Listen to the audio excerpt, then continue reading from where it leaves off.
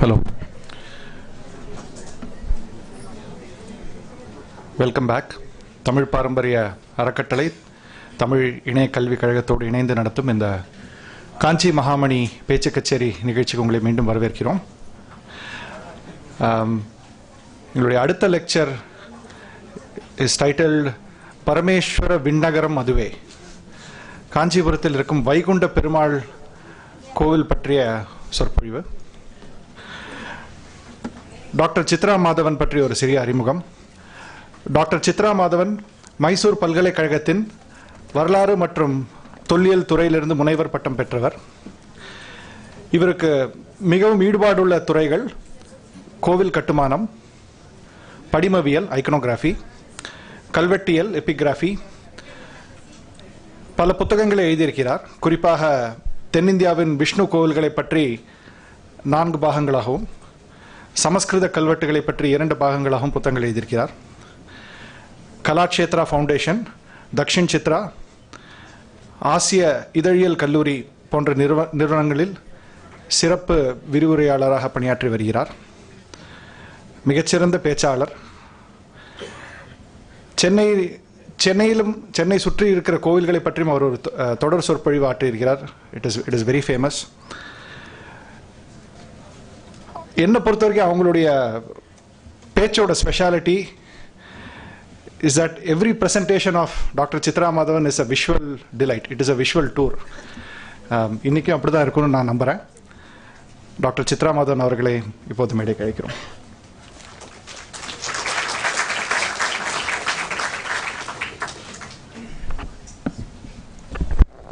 A very good morning to all of you.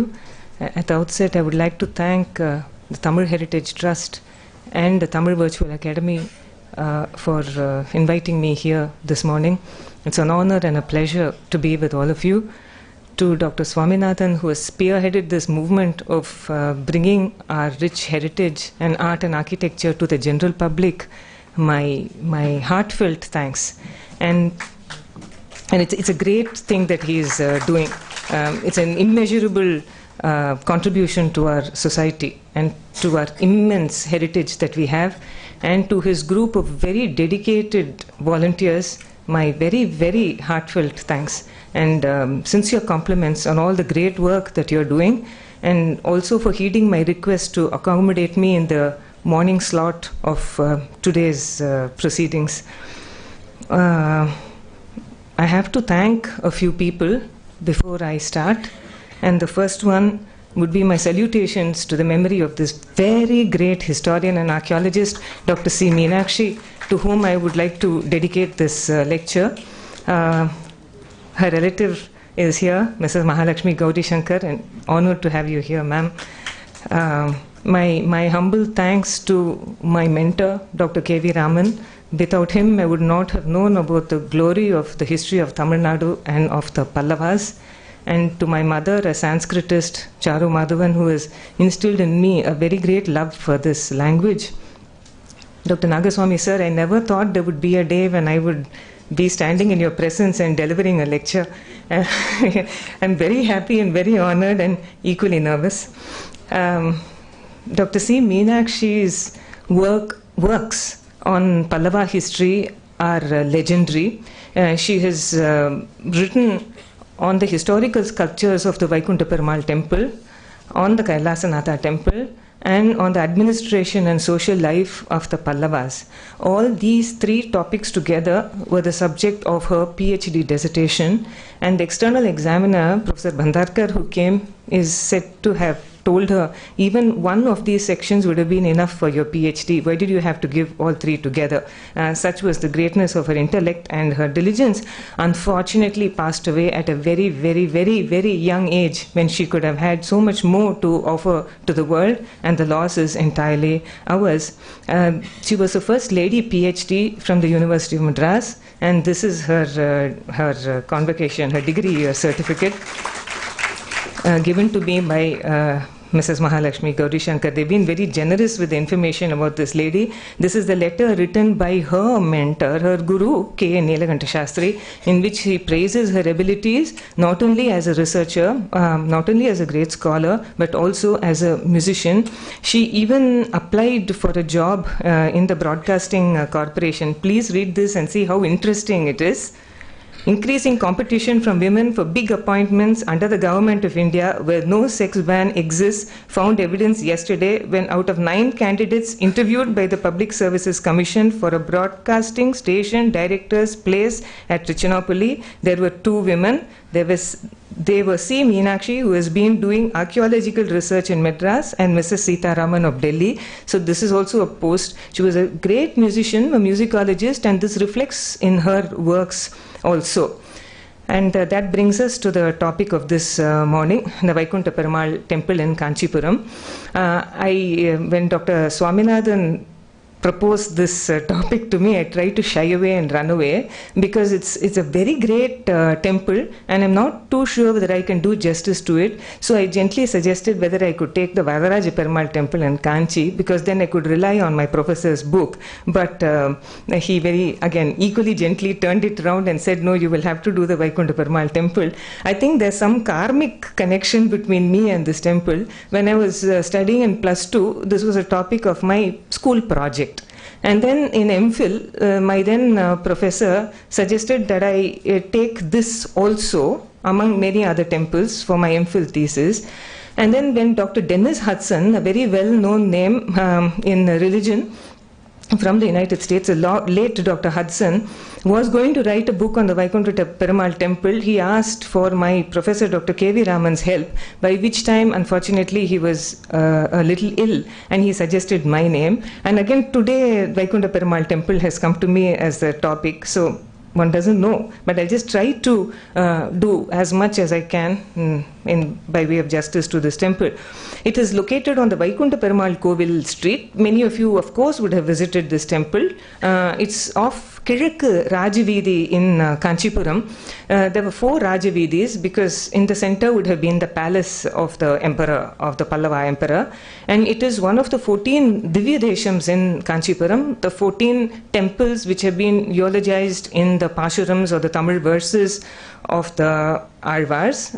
It is one of the 108 Divya Deshams of this world. So this is the Vaikuntha Perumal Sannadhi street. A common mistake, it's Vaikuntha, not Vaikunda. It is called Vaikuntha Perumal temple today. This is the month of Margazhi. If you happen to go there on Vaikuntha Ekadashi day, if you're planning to go there on Vaikuntha Ekadashi day, please don't go, because there are about 2 lakh people at this temple on that day.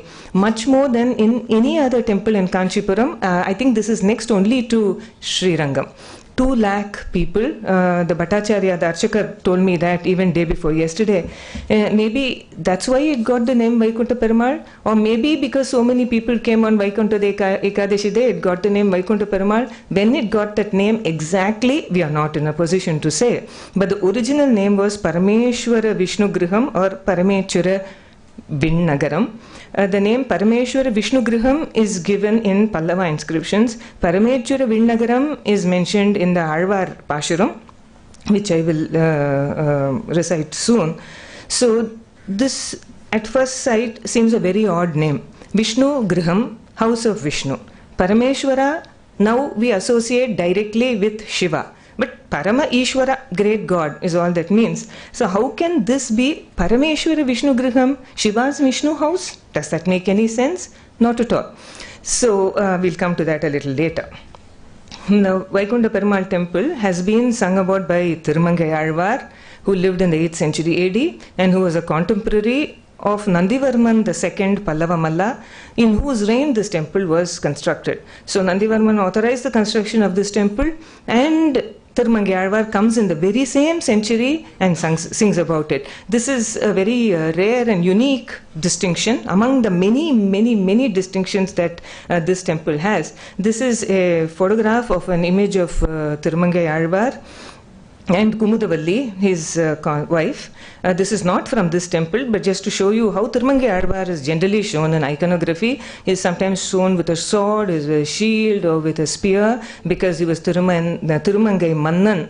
He was a chieftain as well. So this is how Tirumangayalvar looks. And this temple has been sanctified by his Pashuram, his verses, of which he has sung 10, given in the in his work Periya Tirumuri, and every Pasuram, every one of the 10 ends with Parameshwara Vinnagaram Aduve, which is the title of the lecture that's in the printed pamphlets. It's very interesting. I have given here on the screen the translation, but I will read it out to you. சொல்லுவன் சொல் பொருள்தான் அவையாய் சிவை ஊறு ஒலி நாற்றுமும் தோற்றுமுமாய் நல்லரணன் நாரணன் நான்முகனுக்கு இடம்தான் தடம் சூழ்ந்து அழகு ஆய கச்சி பல்லவன் வில்லவன் என்று உலகில் பலராய் பலவேந்தர் வணங்கு கழல் பல்லவன் மல்லையர்கோன் பணிந்த பரமேச்சுர விண்ணகரம் அதுவே. So it goes like this. There are 9 more very beautiful stanzas oozing in the best of Tamil poetry, in praise of Vaikuntha Perumal as we know him now, and also in praise of Nandivarman II Pallava Malla. So this is how this goes. The Mallayar king Pallavan, whom the world praises as Pallava the Great, Villavan, the great bow wielder, and to whom other kings come to pay homage, offers worship here in the temple of Paramechura Vinnagaram.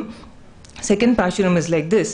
I won't read it because it will become too taxing. The big cloud-bearing sky, the oceans, the orbs, the earth, the mountains were created on the Lord's lotus navel. He resides in the high-walled city of Kanchi. The chariot-riding Pandyan king was routed by the strong bow-wielding Pallava monarch who comes to offer worship in the temple of Parameshwara Vinnagaram. Parameshwara Vinnagaram Aduve. That's how it ends. Nandivarman Pallava Malla had a very rough reign, and we'll come to that later. So this is how Kanchi is described by this Alvar in these 10 Pashurams. Surrounded by lotus tanks, high-walled city, beautiful Kanchi surrounded by golden mansions, beautiful Kanchi surrounded by water tanks, Kanchi surrounded by thickly populated mansions. What kind of a city it would have been at that time, and what kind of a people are we that we can't maintain that pristine purity even today? Sad. Nandivarman II Pallava Malla, the date is this: 731 to 796 AD. You all have calculators in your cell phones, so please calculate and see how many years this person ruled. It's a long reign, and that can be possible because only of one reason, and we'll come to that reason later. There are approximately 25 inscriptions of the reign of Nandivarman II Pallava Malla, which is quite a large number. We have very many more of King Rajasimha, but then as Dr. Nagaswamy said, there are more than 200 titles of his. We don't find that many titles of Nandivarman Pallava Malla. That was extraordinary, Rajasimha's thing. But he had a title, Ekadira, that was also there, and his inscriptions include both stone and copper plate inscriptions.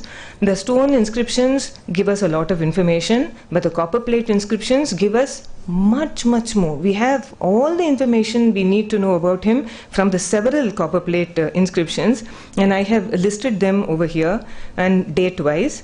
Udayendiram 752 AD, the Kasakudi plates written between 753-754 AD, Pullur 764-65, Tantan Totam, very important, 789, Patatal Mangalam 792. So these copper plate inscriptions are a mine, a source of very great information to know not only about the reign of Nandivarman Pallava Malla, but about the Vaikuntha Perumal temple also in a very indirect way. And these inscriptions are mostly bilingual. The first part, or the Prashasti, being in Sanskritam, and the second part is in Tamil. The Undayendiram plates is almost completely in Sanskritam, but it is a Champu Kavya, partially in prose and partially as poetry. Very beautiful language, very, very, very beautiful. So I'm just showing you, for those of you who may not have seen what copperplate inscriptions look like, these are from the Madras Museum. These are the early copperplate charters. They are small and they look like this. They have quite a few on display over here. So these early copperplate charters are generally in the Prakrit language and the Brahmi script. Now here we come to the Patatal Mangalam plates of Nandi Vermin II. This is how it is. I'm showing you each of these plates. This is a much bigger inscription. How precisely etched, how beautifully done. It's over here. So these are from the South Indian inscriptions series of books published by the Archaeological Survey of India. And from these we get a lot of information about the Pallavas. Now coming to the architecture of this temple, it's completely and totally brilliant. And there is definitely a paucity of time. This is the ground plan of the Vaikuntha Perumal temple. We'll call it that by its present name. This is how we enter. It's a west-facing temple, and we go into this, and this is the main sanctum. This mantapa over here is a later addition, having been constructed in subsequent periods. I'll come back to this ground plan a little later. This is the famous Mandakapattu cave temple of Mahendra Vermin Pallava in the 7th century AD. Through a few slides, I'll just take you step by step through the temple architecture of the Pallavas so that we understand the greatness and the magnitude of the Vaikuntha Perumal temple. This is a granite structure. It's a cut-in cave temple. Most of you know these facts already, and it was for the first time in the Thondai Mandalam area that Mahendraman Pallava conceived of making a temple out of granite. Before this, it was on perishable material, possibly in wood or in brick and supported by metal. And this famous verse is there, inscribed in this cave temple, Etad anishtikam adrumam aloham ashuddham vichitra chittena nirmapitam nrupena brahmeshwara Vishnu lakshita yatanam. Basically, he's saying, I'm not building it out of any perishable material like wood or brick or lime plaster or metal. I'm doing it out of stone. So step one. Step 2 happens when the cutout architecture comes, and these are the famous so-called now Pancha Rathas of Mamalapuram. Now we'll just concentrate our attention on this last one, which is now called the Dharmaraja Ratha. This is the correct angle in which you can look at it, because it was chipped top down, and here you have a sanctum, here you have a sanctum, and there was to have been one more sanctum over here, which would have been a triple, 3 vertically aligned sanctum within one piece of stone, and this would have been the prototype for the Vaikuntha Perumal temple. Subsequently, you had built structural stone temples, putting one stone upon the other, and the grandest example is the Shore temple, and followed by the very, very famous, very beautiful Kailasanatha temple in Kanchipuram. And this is how the Kailasanatha temple looks, almost fully built of sandstone. This is there, and this was built about 50 years before the Vaikuntha Perumal temple. Subsequently, after the Vaikuntha Perumal temple, many others came to be built, and I'll come to that a little later. So this is the ground plan of the Vaikuntha Perumal temple as we have it today. It is built. It is a structural temple, mostly out of sandstone, with one sanctum, Garbhagriha, on the ground floor, one on the first floor, and one on the second floor, having 3 forms of Vishnu enshrined therein. So on the ground floor, this is Vaikuntha Perumal as we worship him today. He is in a seated posture. There are stairways from the back. You have to do a pradakshinam and go to the rear side of the temple where there is a small door, and you walk in, and there are stairs leading up to and then down, like for entry and exit. So you go up and then you worship, this is the door. It seems like nothing at all. And then when you go up, you have the Aranganathar Sandari, and this is how the god is on the middle floor. And on the top floor, which is unfortunately inaccessible today, you have a standing form of Vishnu. So you have Amardan, Kidandan, and the Nindran, the 3 forms of Vishnu. This is the picture of the Utsava Murti of this temple, which definitely was made a little later. It's not a Pallava image. Now, as soon as the Vaikuntha Perumal temple was built, a little later, in the reign of his son, I'm sorry, the slides are moving very fast.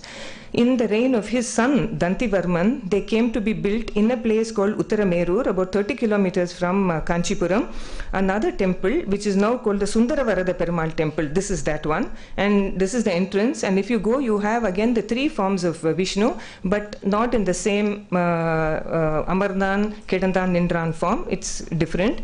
And then you go to Kudalazhar temple in Madurai. And here also you have the three forms of Vishnu. These are some of the temples which are called the Ashtanga Vimana and which enshrine the three very famous forms of Vishnu: sitting, standing and reclining. Now coming to this, all these dots here are the pillars. And this is the famous Pradakshina passage of this temple, where you're going to find the very unique sculptures that we will be talking about. Now on the ground floor, this is where, I forgot about this. This is where, it's not working. You can follow the cursor. This is where Vaikuntha Perumal is enshrined over here. There is an inner prakaram, and it's very, very narrow. And then there is one here, and this is the outer prakaram. When you go to the first floor, you have an inner prakaram and an outer prakaram. On the topmost, you have only the outer one. The staircases are so concealed, you can't see it unless you open the door and then you go in. This is really the most mature form of Pallava architecture and beautifully embellished with sculptures. I'll just run through these slides again. I'm sorry that it's repeating. The Kedantan form is like this. This is the Utsava Murti. I am quoting here, although there is not in the Vaikuntha temple the living freshness and ingenuousness of the Kailasanatha, yet it has many commendable features, for it displays an economy in the disposal of its parts, together with a skillful marshalling of the main elements, so as to produce a unity of conception which has resulted in a building having considerable architectural merit. It is here that Pallava architecture is seen in its most mature form. This is Percy Brown in his book Indian Architecture, Buddhist and Hindu. See, the thing is, if you see the Kailasanatha temple and then come to the Vaikuntha Perumal temple, initially you will be very disappointed, because the Kailasanatha temple breathes freshness, it breathes life. And you come here and there is a big compound wall and the sculptures don't look so nice. Disappointment will happen, definitely, till you come to know about the greatness of this temple. K.R. Srinivasan, another great archaeologist, has said the Vaikuntha Perumal temple is a forerunner of many such Vishnu temples that came later, even till recent times. Example, the Sundaravarada Perumal temple in Uttaramerur, the Chitrakuta in Madurai, and the Vishnu temple in Mannar Kovil. Those of you who visited the Ashtalakshmi temple in Besan Nagar in Tiruvanmiyur, it's also of the same type of architecture. Now, this is very interesting. Dr. Vasudha Narayanan, who is known as a very profound professor of religion, in Dennis Hudson's book has made an interesting observation. She says among the 108 Divya Deshams, approximately 17, including the Vaikuntha Perumal temple, face west. This is a small number compared to the number that face east. In this list are some are big temples and some are smaller shrines inside larger Vishnu temples or Shiva temples or Devi temples in Kanchipuram, and we don't know whether there were original temples earlier. For example, she's talking about the Chandrachuda Perumal temple in the Ekamarnada temple and the Kalvan niche inside the Kamakshi Amman temple. They are also west facing. In addition to these three, 7 temples, Attigiri, which is the Varadaraja Perumal temple, Attabuyagaram, for this, but we'll not go into it in this lecture. This is what happens when you take a photograph early in the morning. It doesn't come out well at all. This is the entrance, and we'll come to the entrance later. This is the grand Vimanam of the Parameshwara Vinnagaram, showing you many photographs of this with an eye on the clock.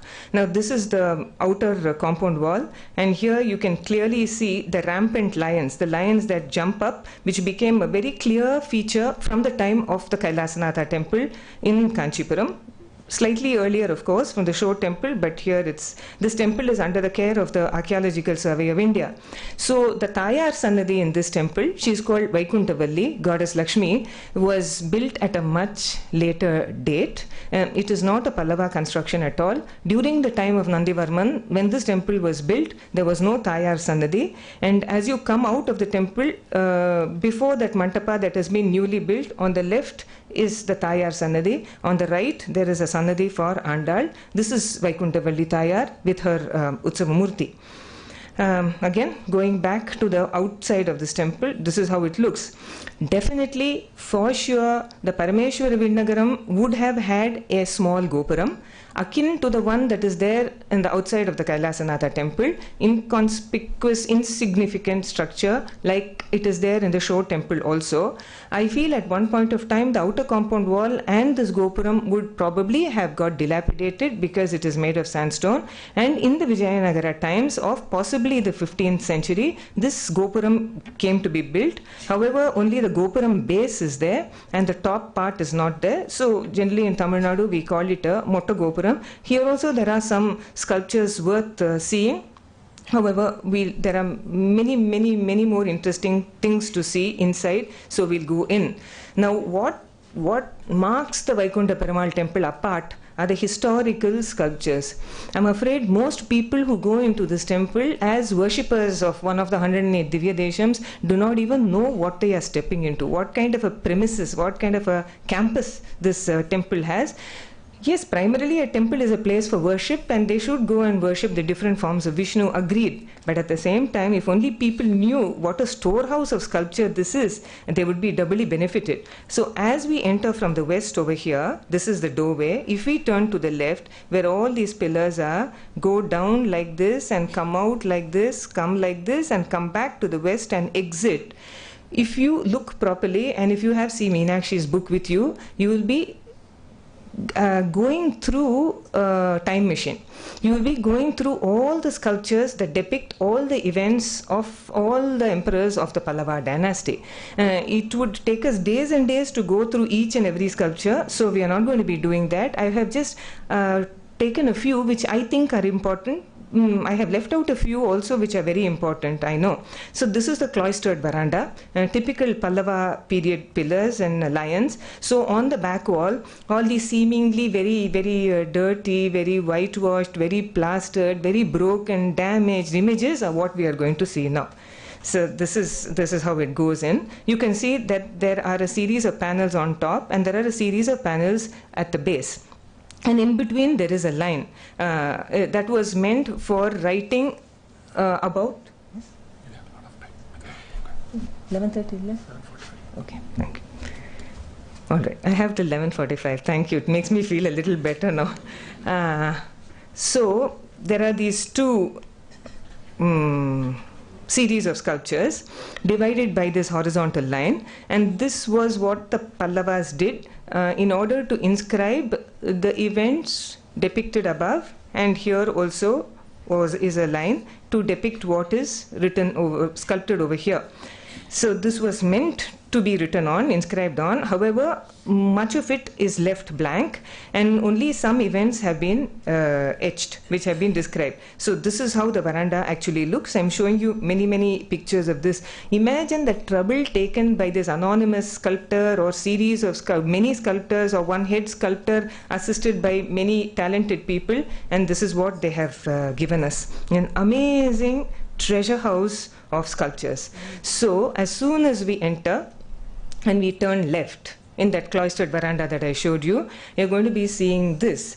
It has been much plastered over. Sandstone is not a very hardy substance, and in the Vaikuntha Perumal temple it has not lasted even as much as it has lasted in the Kailasanatha temple.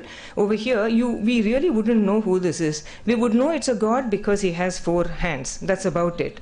We wouldn't know which god it is. And then this next one we would, because this is Brahma. Now all of you know because of Dr. Nagaswami's lecture, but then if you hadn't, and even people who had researched on this temple would have been hard put to find out who these gods and the succeeding people were, but for the fact that the copper plate inscriptions give us a lot of information about this. So the first one is Vishnu. You can see him seated in Sukhasana. He has chamara bearers behind him, and there are 4 attendants below. See, 1, 2, 3, 4. And in the right hand should have been his Sudarshana Chakra. In his left hand there is something, but it should be a conch. So now you know that this definitely is Brahma with 4 heads, chamara bearers and attendants. Then you have Angiras. Now I should read out the Sanskrit verse to you so that we will follow. The Udayantiram copper plate inscription, which I told you about earlier, has this: Avyaktat Brahmajayata Brahmanor Giram Angiraso Brihaspatihi Brihaspater Shamyuhu Shamyor Bharadwajaha Bharadwajat Drono Dronat Aperimita Teja Dhamasya Ashwatthama Tato Nirakrita Kula Vipallava Pallavaha. That is what is there in the Udayandaram copper plate inscription, and the translation is: from the Supreme Soul, that is Vishnu, was produced Brahma, from Brahma Angiras, from Angiras Brihaspati, from Brihaspati Samyu, from Samyu Bharadwaja, from Bharadwaja Drona, from Drona Ashwathaman, the splendor of whose power was immeasurable, and from him Pallava, who drove away even the smallest calamity from his race. So this is what they are trying to say. So then I have shown you Vishnu and Brahma. Now this is Angiras. Angiras is a Manasa Putra of Brahma, born from the mind of Brahma. He is one of the 6 so born. From Angiras comes Brihaspati, and he was the teacher of the Devas.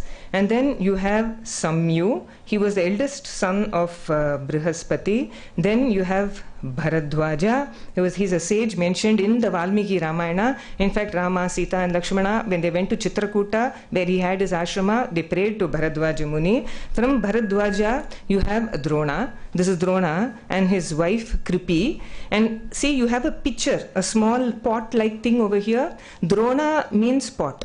He was born out of a pot. So in order to tell us that this is Drona, in case we had not corroborated it with the inscriptions, there is a pot shown over here. And then from Drona, you have Ashwathaman. And then here you have Ashwathaman performing penance, standing on one leg. Doesn't this remind you of the penance panel in Mamalapuram? So they've got the idea from there. He's performing penance. And this is Madani. This is also Madani over here. And then from the sprout, this is the Pallava. These are the sprouts, comes the baby Pallava. So this is how the dynasty of the Pallavas happens. And till here, we use the word mythological. I don't know what myth is. Myth is something that can be believed or cannot be believed. Here we are worshipping people in the Vaikuntha Perumal temple, and we do believe in divine origin in India. So I would call it the tradition of the Pallavas. I will not use the word myth. So then after that, you have many sculptures. This is of a king and a queen and the baby there. Doesn't it remind you of the Somaskanda images that you see in so many Pallava Shiva temples? In fact, there are that many inscriptions, but I'm not quoting it over here, where the birth of a son to a Pallava emperor and his wife is like Shiva and Parvati giving birth to Guha or Kumara. So that is also over here. And with 3 people standing in attendance, you have a hunting scene over here. I also wish people wouldn't dump the poo that is given to them over here on these historical sculptures that are more than 1,300 years old. This is not the dumping ground for things that you don't care about. So anyway, and then you have, this is very important, this is one of the coronation scenes, the Pattabhisheka that you see in the Vaikuntha Perumal temple. Series and series of panels will lead to a Pattabhisheka. When one king dies, another king comes to the throne and the Pattabhisheka is shown. So this is how it was done, with 2 Brahmins pouring the holy water on the king's head. Now, we are coming to some very, very interesting panels. What I'm showing you is directly beneath that Vishnu, Brahma, Angiras, Bharadwaja, beneath those panels over here. I have not made this into a PowerPoint presentation. This is only a slideshow. I have taken the photograph of C. Meenakshi's book, Historical Sculptures of the Vaikuntha Perumal Temple. Directly, there is no research that I have done whatsoever. Everything is from C. Meenakshi. I'm just presenting it to you, that's all. So now we see a king over here. We know he's a king because a chhatra or an umbrella is held over his head. And then in the next one, you see the king. Please read it along with me. The king is seated on the throne. Some of his officers are standing in a row to his left. There are some others who are receiving orders from the kings, and two small figures are depicted on the top, and four men, when attendant stands to the right of the king. So this is there. Very clearly the king is seated upon the throne, and these are all the other sculptures that you're seeing around it. Now, the next one says the actual preparation made by a royal officer for executing the command of the king. It is not possible to explain the attitude of the royal officer in any manner other than as one who is ready to obey the mandates of the monarch, perhaps placing the Tirumugam on his head. Now look at this. There is somebody carrying this on top. This is the king seated in a royal attitude giving a order, and this is the person carrying the order on his head. There is a small temple also depicted over there. Then this is very, very important. C. Meenakshi is telling us the next scene, the very next panel, is of a coronation. Now we really don't know who this king who is going to be coronated, is being coronated, actually is. We are wondering who this is, but the panels leading away from this will give us a clear idea. So once more I am showing the first one king. We don't know who it was who was coronated. Now let's try to find out who this king is. Sitting here, again same thing, the brahmanas pouring Abhisheka Jala over his head and four other attenders nearby. Then next panel, the king is seated on a throne. Three persons who may be ministers are seated on the ground by the side. State officials are standing behind in a row. Attendant stands to the right of a king, and chamara bearers are there. Okay, so we have all this king and all royalty. Obviously a very important king. He is shown nice and big. And then you have a panel which shows the seated king, and then the marching of elephants, horses and riders. Obviously this is a war scene, and she says, see, Meenakshi says, the whole picture seems to indicate some warfare, for we see a man thrown on the ground from a horse, and the men over the horses and elephants are extremely excited. So this is there. Obviously very clearly a war scene, and the king seated to the left. Alright? So then here, next one is so very important. Having sculpted only a single individual who occupies a humble position on the left corner, the rest of the panel is allowed to remain blank. The existence of this blank space is not a mere accident. The Pallavas didn't do anything unless they meant to do it. But it has something very definite to tell us. I think it indicates confusion and difficulty in the Pallava kingdom, causing danger to the kingship. Now let us see this. This is what is there over here. And then there is a person sitting here. He doesn't seem seated very comfortably at all. He is just huddling in a corner. So see, Meenakshi thinks there is only one incident that could have shaken so badly the Pallava rule in its early stage, and that was the invasion of Samudragupta. Now all our history textbooks should be trashed. Just whatever is written in schools and colleges, you can quote me on this. They never connect North Indian and South Indian history. All we are doing is in Tamil Nadu studying about Samudragupta, Chandragupta, Maurya, etc. Did we know that Ashoka ruled up to this land till Dr. Nagaswamy told us just now? Would we know that Samudragupta invaded Tamil Nadu over here up to Kanchipuram? Why was it so important for Samudragupta to invade up to Kanchipuram unless the king here was rather important? And that was the Vishnu Gopa that is here. So this second coronation that we see has to be Vishnu Gopa, because there was no other historical event that could account for this blank space.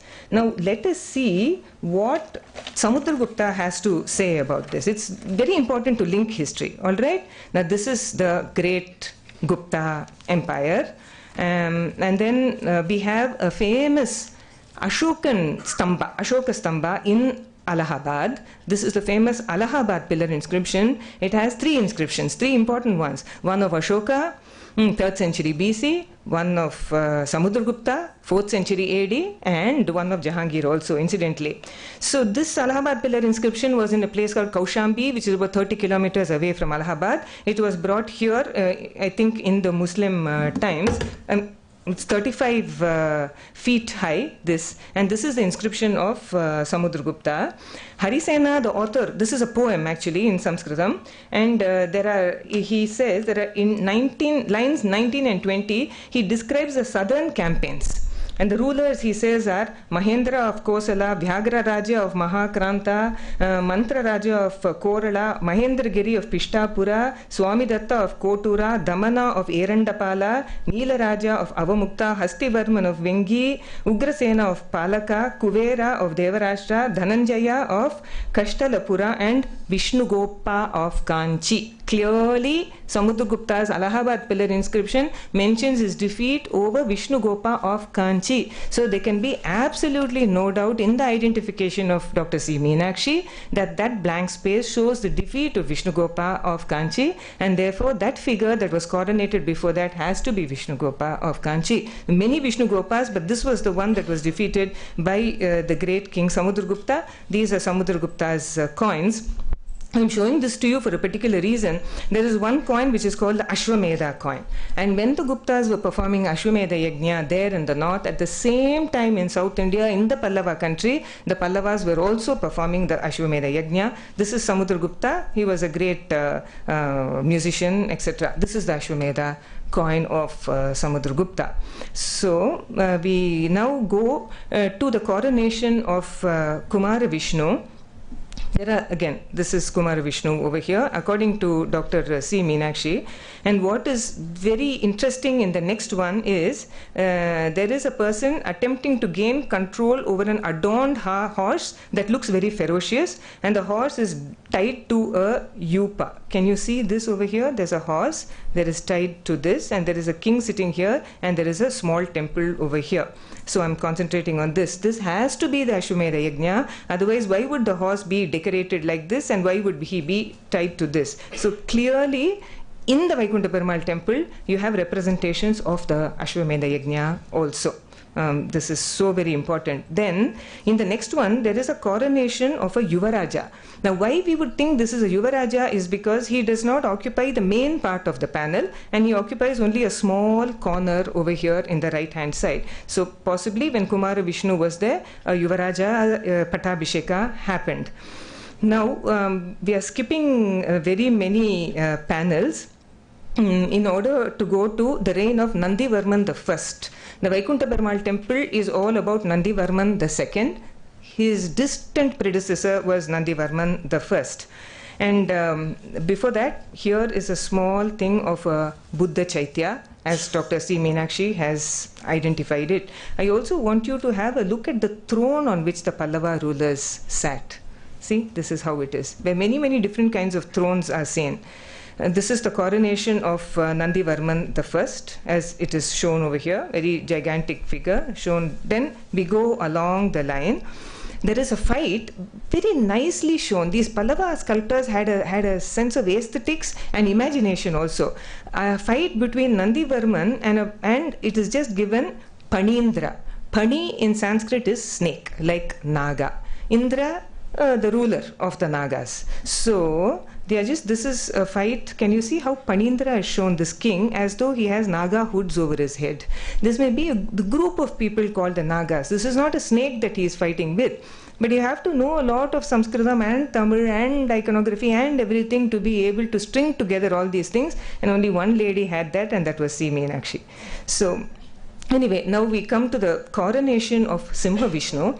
From this period, the lineage of the Pallavas becomes abundantly clear to us because of the number of inscriptions in copper plates and stone that they have left behind. So this is Simha Varman being coronated over here, and many fight scenes are also there. I know these sculptures are not clear. Please understand that they are 1300 years old, and please understand that we have not been taking care of all these things properly for many years. The prominent place of Simha Vishnu, the son of Simha Varman, is also shown over here.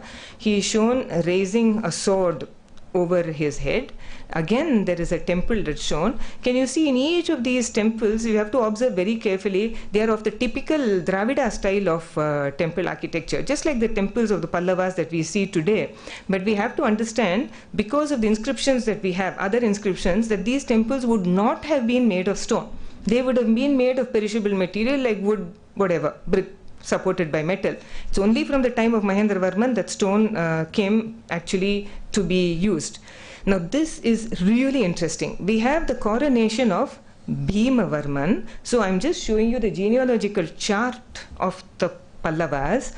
You have Simha Verman over here, and then you have Simha Vishnu here, whose younger brother was Bhima Verman. Now in the Vaikuntha Perumal temple, they are on purpose showing you Bhima Verman in a lot of prominence, because this temple was built by his direct descendant Nandi Verman II, Pallava Malla. This is a collateral branch of the Pallava family. They were not ruling in Kanchipuram, they were ruling elsewhere.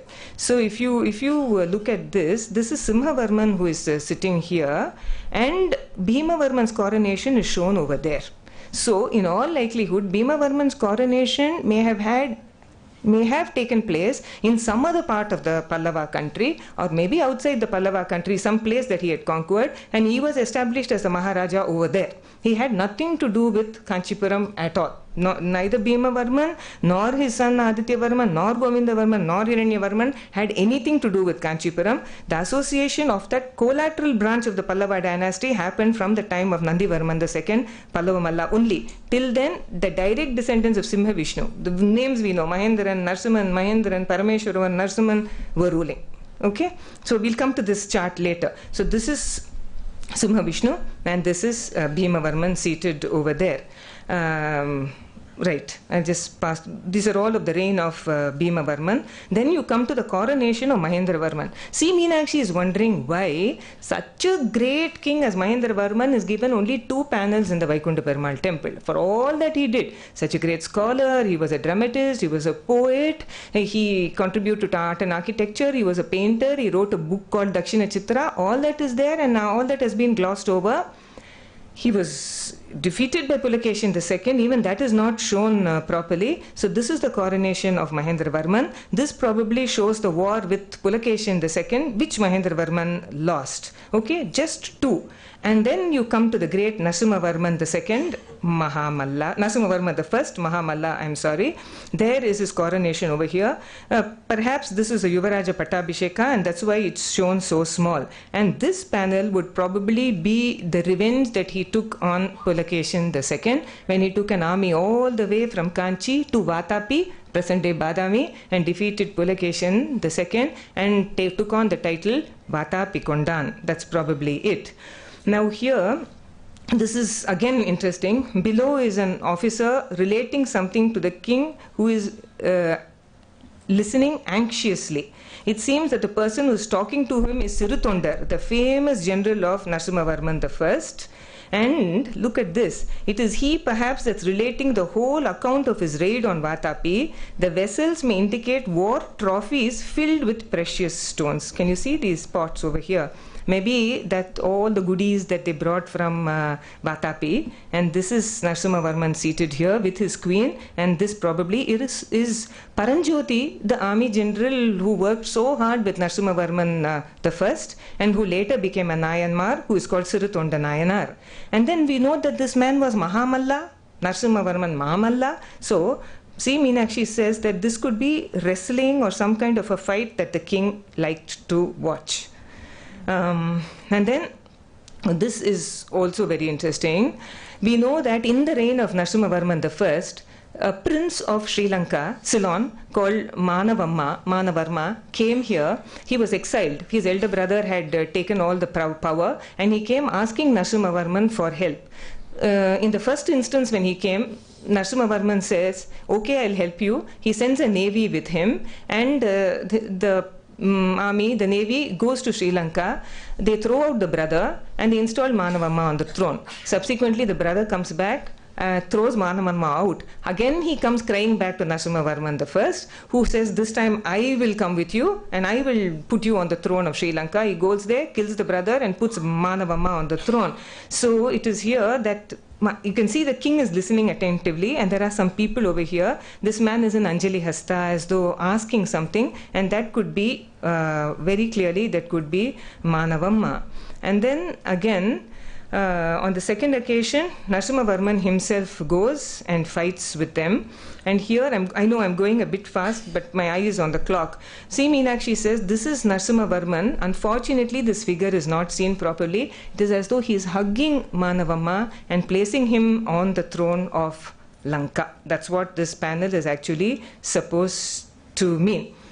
Now we come to where we should, the south wall of the Vaikuntha Perumal temple, which again has two rows of sculptures, one below the other, and with a strip in between. And these are the sculptures, the series of sculptures that actually show the coronation of Nandivarman Pallava Malla, the person who patronized the building of this temple, and the series of events that led to the building of this temple. Let us also understand that Nandivarman Pallava Malla was a great Vishnu Bhakta. And repeatedly in several inscriptions he talks about his involvement with Vishnu. He says in the Tandan Totem plates, Murdani atra mukunda vandya charana dvandvam vihayapareshu agnyata pranataha. May his pair of feet dwell on my head, which never knew of bowing down to others, excepting to the pair of worshipful feet of Mukunda. That is Vishnu. Very clearly he says.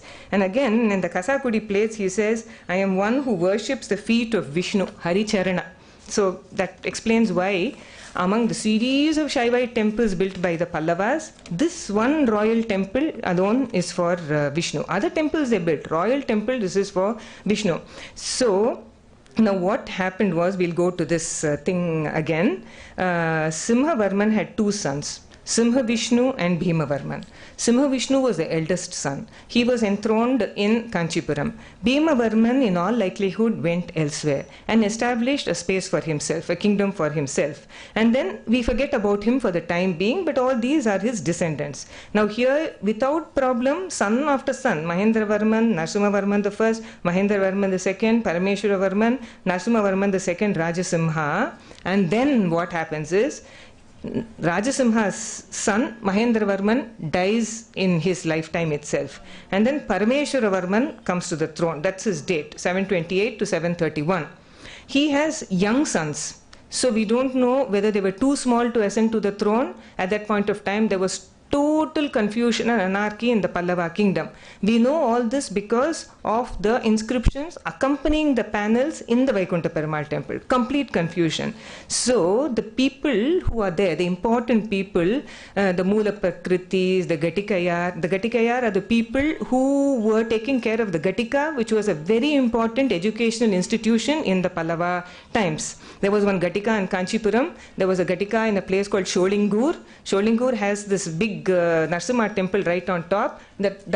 That hill itself is called Gatikachalam. So anyway, the Gatikayar and the Mula Prakritis and many other important people of Kanchi went straight to the court of Hiranyavarman. Now the problem is, we don't know where this court of Hiranyavarman was. The inscription, which gives so many details, does not tell you where these people went. They went crossing forests, they crossed mountains, and they crossed water bodies. It does not say what kind of water bodies, a sea or river or what. So they went there. There are many historians who would vouch for the fact that they went to Cambodia.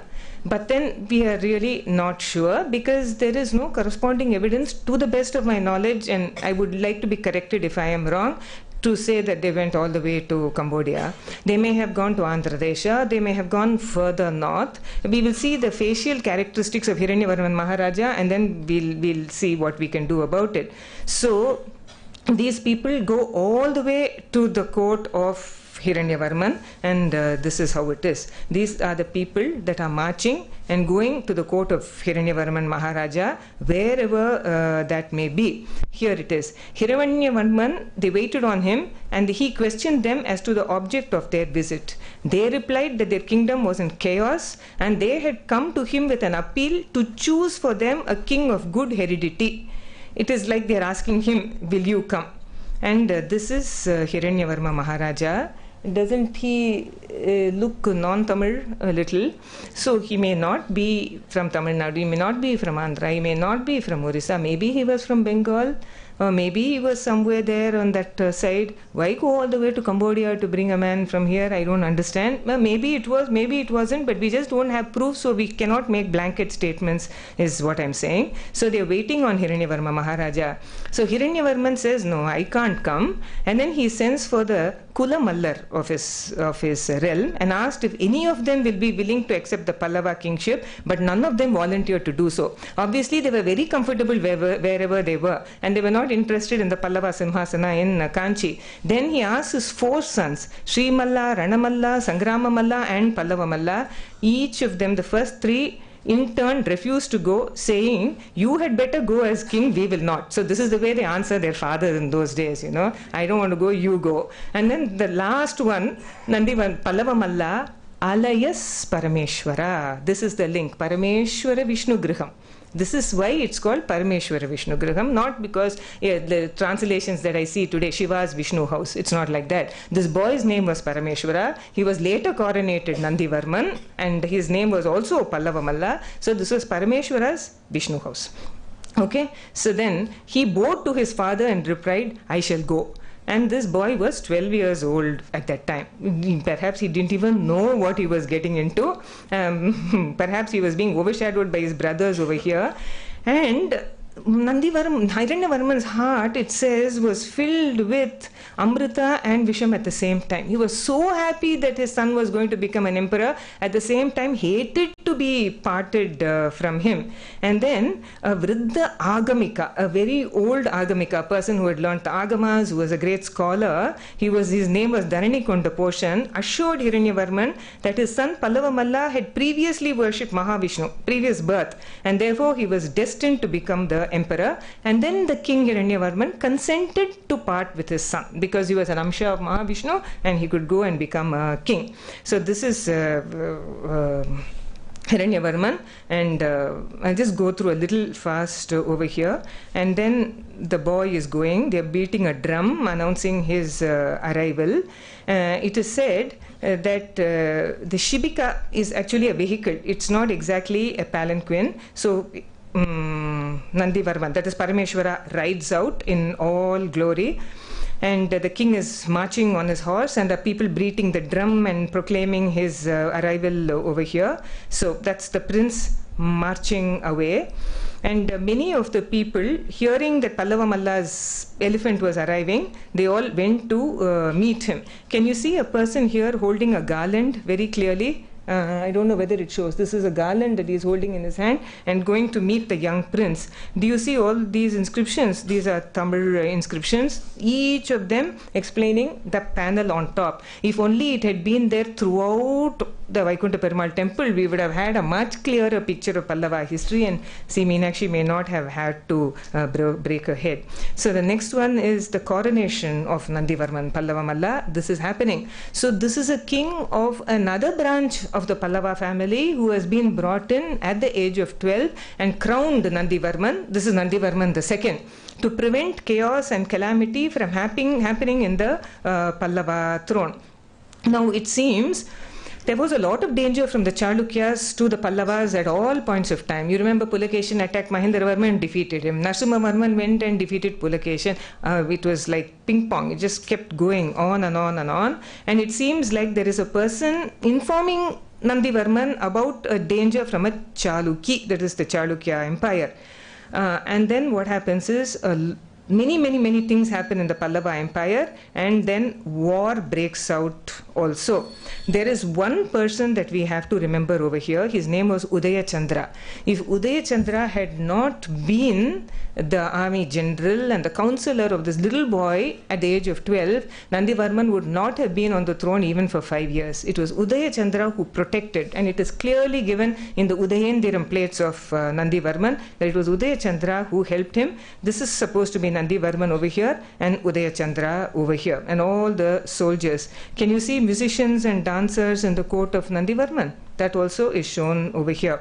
Now the marching of elephants going there, and then the battle also takes place. There were battles with the Rashtrakutas also, battle scenes so very clearly shown over here. Now, see, Meenakshi has this conclusion to say there is an elephant, and there is just one elephant shown very prominently over here. She said that this elephant is called Pattavardhana. Now, in Pallava history, we know of kings who had a great love for their elephants. You know that Rajasimha, Sri Ibha Vidyadharaha, Sri Nagapriyaha. Naga is not only snake, Naga is elephant also. Sri Nagapriyaha, Sri Ibha Vatsarajaha. That is, Rajasimha was like Vatsaraja. Udayana, in his love for elephants. Udayana is supposed to be husband of Vasavadatta, very famously known in Sanskrit literature. Udayana was known to tame elephants and to take care of them. So these are the kind of names we have for Rajasimha, and there are texts called the Matanga Leela and the Mrigapakshi Shastra. The Pallavas knew all of them. So this was perhaps the elephant called Pattavardhana, whom Nandi Verman had captured from his contemporary Ganga king. There was a dynasty called the Gangas in the Mysore area, and he had captured it from them. Very clearly he says in his inscriptions that he was very fond of Pattavardhana, and this must be Pattavardhana. And then you go on to see many more scenes of war trophies perhaps coming, elephants and horses in the court of Nandi Varman Pallava Malla, and they are all marching. Many wars are here. And then finally you have a Vishnu sculpture. In all likelihood, this is the Vishnu sculpture of the topmost story of the Vaikuntha Perumal temple, which is inaccessible today. And this is a miniature of the Vaikuntha Perumal temple itself, and in all likelihood, according to C. Meenakshi, this is Pattavardhana, the one elephant that is shown again and again in the series of sculptures relating to his reign. And then there is another temple over here with, this is in all likelihood an Alvar. Perhaps it is Nammalvar. Now we've gone through some of the historical sculptures. I mustn't bore you more with that. So we'll look at, this is how some of the inscriptions have become dilapidated. It's very sad. This is the tank of the Vaikuntha Perumal temple, so carefully guarded by the Archaeological Survey of India. Otherwise it would have become another dumping ground, as many of the kolams of Kanchipuram have now begun. The manicured lawns of the ASI, the outer walls of the Vaikuntha Perumal temple. Very often, this is a little bit of granite that has also been used in the construction of this temple. Other than the important inscriptions of the period of Nandivarman Pallava Malla, we have some others. I told you this is a temple in active worship with a Dvajastambam, with people coming in every day, reciting of Pashurams. All the different Naivedyams are performed. Rituals and festivals are also performed here in this temple. This is the modern Mantapa, through which we have to go into the interior of the Parameshwara Vishnu Griham. Later Mantapa, sorry, not modern Mantapa. These are the pillars here. On the outer walls, you have some very nice sculptures. Perhaps this is Hayagriva. I'll show you some of the clearer ones. Varaha lifting Bhudevi and rising to the top of the ocean you have here. I'm not only showing you the ground floor, I'm showing you the first floor also. Narsimha's fight with Hiranyakashipu. This is Brahma bowing to Vishnu. You can clearly see the Shankachakra in the upper arms of Vishnu. Then you have clearly see this is Ashtabhuja Perumal. You have 8 hands over here. See, 1, 2, 3, 4, 5, 6, 7, 8. 8 hands are over here. This is another picture of the same one. Where else do you see Ashtabhuja Perumal? You have to go to Badami, the caves of the 6th century AD. On the wall of cave 3, you have Ashtabhuja Swamin. Or you can come back, this is Ashtabhuja Perumal in Badami, cave 3. Or you can come to Ashtabhuja Sandadi street. And you can see this Parimal, also a Pallava period image. I cannot show you a picture of the god in worship, so I'm taking one from the outer Gopuram. And this is the Ashtabhuja Perumal temple, very close to the Vaikuntha Perumal temple. Or you can go to Cambodia and you can go to Angkor Wat and you can see the Ashtabhuja Perumal very clearly. So these are the places where you have Ashtabhuja Swami, and one is a sculpture on the walls of the Vaikuntha Perumal temple. You have other inscriptions as such. after the time of Nandi Vermin. They're all dated after that. Some of them are unfortunately damaged. The first one is 8th century, records a gift of a bowl and an image valued at 1,000 pon to the god of Parameshwara Vishnu Griham. This is one. Second one is 2 lines in Sanskrit, Sanskritam, etched in the Grantha script. Again, 8th century, records a gift clearly mentioned, Parameshwara Vishnu Griha, by a person named Gunabhushana. Third one is in Tamil, damaged, belongs to the son of Nandivarman called Dantivarma Maharaja, who ruled from 796 to 847 AD, dated in the 17th regnal year. Golden bowl he is giving, 10,000 Karanju, which is a measure, and another 3,000 Karanju by Avani Chandra, who was in all likelihood the son of Udaya Chandra, who helped Nandivarman II Pallava Malla. Here also the name Parameshwara Vishnu Griham is given. Other gifts of money were also given. Even in the Chola times, this temple received a lot of donations, and one by a Devaradiyal, a Devadasi. Even her name is given, Thiruvaranga Manikam. What a beautiful name, for feeding a Sri Vaishnava attending the festival of the temple of Kulotunga Chola Vinnagar Alvar. By the time this name had become this. Okay?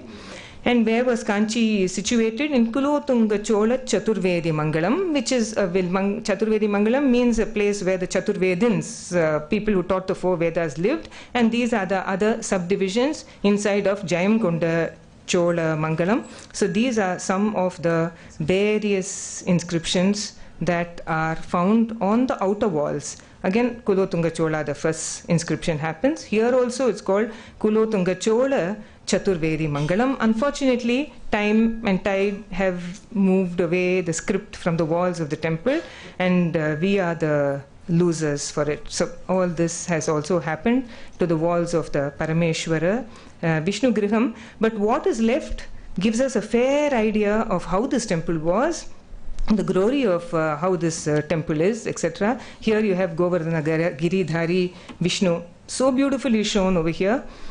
Some other sculptures, I'm not going into it in detail. So this is how you have to come pradakshinam around this temple, walk around this, open this door, ask for this door to be opened, and then go to the left and climb up, worship Ranganatha, and climb down through stairs the other way, entrance and exit. And this is a Sthanaka Narsimha, rare to see. It is there on the walls of the Vaikuntha Perumal temple, and many others as well. I want to quote from Mayamata, a very important treatise on Indian temple architecture. It says, Manam damastu sampurnam jagat sampurnata bhavet. If the measurements of the temple is in every way perfect, there will be perfection in the universe as well. I cannot think of a temple more perfect in every way than the Vaikuntha Perumal temple, Kanchi. Thank you very much.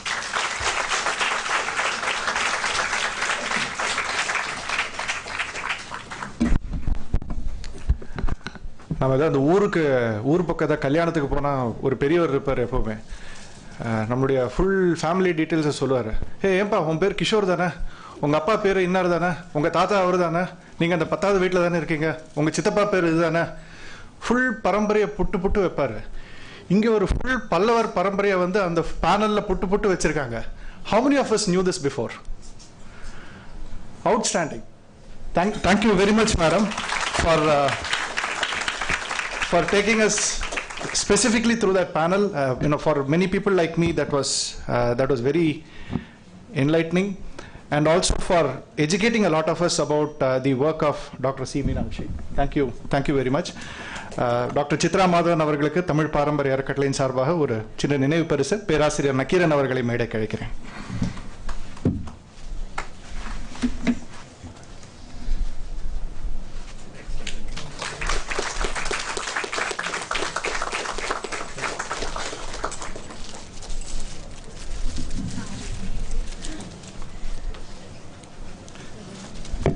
கேள்வி பதில் நான் காலையில் சொன்னது மாதிரி கிடையாது. கேள்வி பதில் வந்து நம்ம இதை பிரேக் டைமில் வச்சுக்கலாம். பேச்சாளர்கள் இருப்பார்கள். உங்களுடைய கேள்விகளை அந்த நேரத்தில் நீங்கள் கேட்டுக்கலாம்.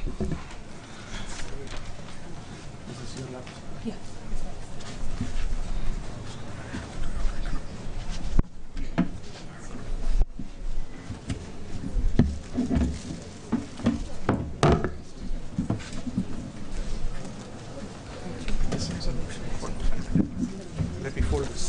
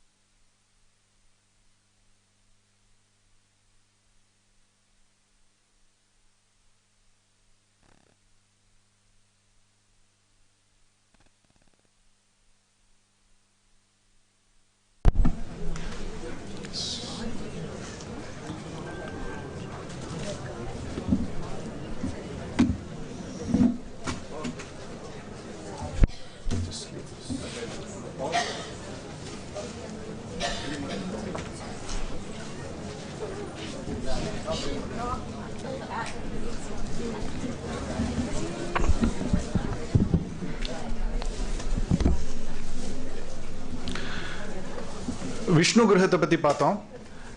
அடுத்து ஜீன காஞ்சி பற்றி ஒரு அடுத்த தலைப்பு.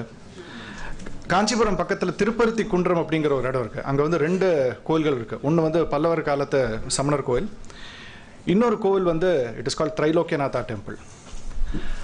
அங்கே இருக்கிற சிற்பங்களை பற்றியும் குறிப்பாக அங்கே நிறைய சீலிங் பெயிண்டிங்ஸ் இருக்குது. அதை பற்றியும் நம்ம அடுத்த லெக்சரில் பார்க்க போகிறோம். இதை பேசப்போகும் திரு ஷியாம் சி ராமன் அவர்கள் முருகப்பா குரூப்பில் மனிதவள மேம்பாட்டுத் துறையில் தலைமை பதவியில் இருப்பவர். தமிழ் பாரம்பரிய அறக்கட்டளையின் ஒரு முக்கிய அங்கத்தினர்.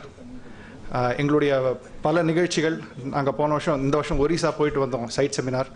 அந்த நிகழ்ச்சி உட்பட பல்வேறு நிகழ்ச்சிகளை ஒருங்கிணைத்தவர்.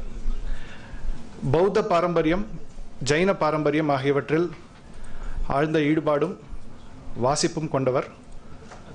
வெல்கம் ஷியாம்.